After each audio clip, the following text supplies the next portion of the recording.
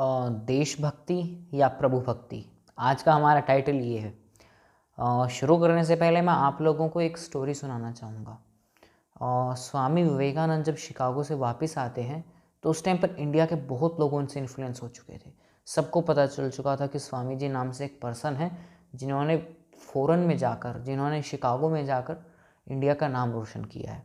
तो जब उनसे कुछ 4-5 लोग मिलने आते हैं, युवा ही थे वो उनसे आके पूछते हैं कि स्वामी जी आप हमें कुछ ज्ञान दीजिए। स्वामी जी फेमस इसलिए हुए थे क्योंकि उन्होंने शिकागो में धार्मिक सम्मेलन में धार्मिक ज्ञान दिया था। वो अपने रिलीजियस बिलीफ वेदांत के लिए फेमस हुए थे और सेम यही चीज़ भारत के लोग जानना चाहते थे विवेकानंद जी से, इसलिए वो 4-5 लोग उनसे मिलने पहुंचते हैं।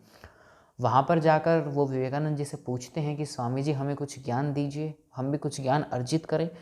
तो स्वामी जी उनको ज्ञान देना शुरू करते हैं कि पंजाब में शिक्षा कैसी चल रही है, हमारे देश में शिक्षा के क्या हालात हैं, अर्थव्यवस्था कैसी है, बंगाल के लोग भूख से मर रहे हैं। इन सब चीज़ों के बारे में बात करना शुरू कर देते हैं स्वामी जी उन्हें अलग अलग चीज़ों के ऊपर ज्ञान देना शुरू करते हैं एक्सेप्ट धर्मा वेदांता, और सारा सोशल इश्यूज़ बताना शुरू कर देते हैं। ये इशू है, ये इशू है। तो उनमें से एक यूथ खड़ा होता है, वो ये बोलता है कि स्वामी जी हम आपके पास ये सुनने नहीं आए हैं, हम आपसे कुछ धार्मिक ज्ञान लेने आए हैं जिससे हमारा जीवन सफल हो सके। इस पर स्वामी विवेकानंद ने उनको कहा कि किसी भी भूखे के साथ आप धर्म की बात कर भी कैसे सकते हैं। तो उसके बाद फिर उनसे ये पूछा गया, जब आप हमें शिक्षा वगैरह के बारे में बोल रहे हैं तो यूरोप और शिकागो के जो वो शहर हैं वहाँ पर तो पहले से ही शिक्षा है, वहाँ पे तो पहले से ही मॉडर्नाइजेशन है, वहाँ कौन भूखा मर रहा है जो आप वहाँ पे स्पीच देकर आए। तो स्वामी विवेकानंद बोलते हैं कि वहाँ पर लोगों के पास खाना है, रहने को घर है, और जो चीज़ उनके पास नहीं है वो है आध्यात्मिकता। परंतु भारत में ये सिनेरियो बिल्कुल अलग है। भारत के अंदर यदि आप देखेंगे तो भारत के लोगों को भी धर्म की ज़रूरत नहीं, खाने की ज़रूरत है, क्योंकि जब तक उनके पास खाना ही नहीं होगा वो कैसे प्रभु चिंतन करेंगे। और उनका तो बल्कि ऐसा मानना था कि जो व्यक्ति किसी गरीब के सामने, किसी भूखे व्यक्ति के सामने जाकर प्रभु के प्रवचन देना शुरू कर दे, उससे मूर्ख व्यक्ति और उससे बड़ा दंडनीय व्यक्ति इस पूरी सृष्टि में कोई नहीं है, जो कि मेरे हिसाब से भी सही है। विवेकानंद जी का मानना था कि यदि हम भारत की बात करें तो भारत के लोगों को इस समय पर भक्ति की नहीं, शक्ति दिखाने की ज़रूरत है। जी हाँ, उसके बाद जो वो युवा थे वो भी प्रभावित हुए। अब स्टोरी यहाँ पे ख़त्म होती है। अब हम आज के कॉन्टेक्स्ट में बात करते हैं। आजकल आपने बच्चों को देखा होगा बहुत ही यंग एज से श्री कृष्ण हरे हरे हरे हरे हरे राम हरे राम राम राम हरे हरे, ये सब कुछ ठीक है यार, बट मैं आजकल लोगों को सुन रहा हूँ वो ये बोल रहे हैं कि कुछ नहीं रखा इस दुनिया में, वैराग्य ले लो, माया में कुछ नहीं रखा। अरे क्यों नहीं रखा भाई? जब तक आप लोग पैसा ही नहीं कमाओगे कैसे आप इस देश को आगे लेके जाओगे? क्या सिर्फ प्रभु भक्ति से ही देश आगे चला जाएगा? मैं यूथ को देख रहा हूँ आजकल उनके अंदर एक नया वो आया है संन्यास लेने का। पर्सनली मेरे को भी पहले था, बट जब चीज़ें समझ में आई तो आप लोग भी ये चीज़ समझेंगे।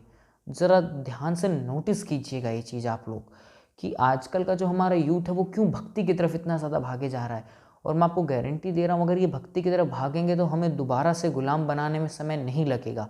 आप एक बार हिस्ट्री के सिनेरियोज़ को उठाइए, जैसे ही बुद्धिज़्म और जैनिज़्म राइज करता है वैसे ही क्यों हमारे देश के ऊपर फॉरेन अटैक्स इंक्रीज होते हैं। इसका रीज़न क्या था? इसका रीज़न यही था, लोगों के अंदर एकदम नॉन वॉयलेंस का भूत सवार हो गया था। हमें वॉयलेंस नहीं करनी, हमें ये नहीं करना, वो नहीं करना। उसके बाद 19th सेंचुरी तक भी हमारे पास ये था। बीच के टाइम पर जब शिवाजी महाराज, महाराणा प्रताप आते हैं उस टाइम पर लोगों ने दोबारा जागना शुरू किया। उस टाइम पर लोगों ने दोबारा और चीज़ों के ऊपर ध्यान दिया। बट असली फाउंडेशन अगर आप देखेंगे 1857, क्यों उस टाइम पर हिंदू मुसलमान एक साथ आए, क्यों हिंदू मुस्लिम में यूनिटी हुई, उन्होंने अपने धर्म को क्यों छोड़ा? यही रीज़न था। उस टाइम के लोगों को, जैसा मेरा मानना है, समझ में आ चुका था कि धर्म में इस टाइम पर कुछ नहीं रखा जब तक हमारी कंट्री ग्रो नहीं कर जाती। और आप रीज़न देखेंगे उसके जस्ट 100 साल के अंदर हमने अपने देश को ब्रिटिशर से आज़ाद करवा लिया, जस्ट 100 ईयर्स के अंदर। क्या रीज़न था? यही तो रीज़न था कि लोगों ने देशभक्ति को प्राथमिकता दी, लोगों ने धर्म को पीछे रख दिया।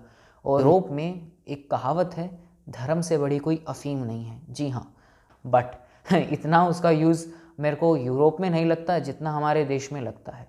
हमारे देश में जब तक लोग इस धर्म के अंदर डूबे रहे, किसी ने कोशिश ही नहीं की इससे बाहर निकालने की। मैं ये नहीं बोल रहा कि धर्म गलत है, बट मैंने जस्ट एक क्वेश्चन पूछा है, क्यों जैसे ही सभी के अंदर देशभक्ति जागी वैसे ही हमारे देश ने ग्रो करना शुरू किया। दोस्तों, इसका यही रीज़न था और यही मैं आपको बताना चाहता था।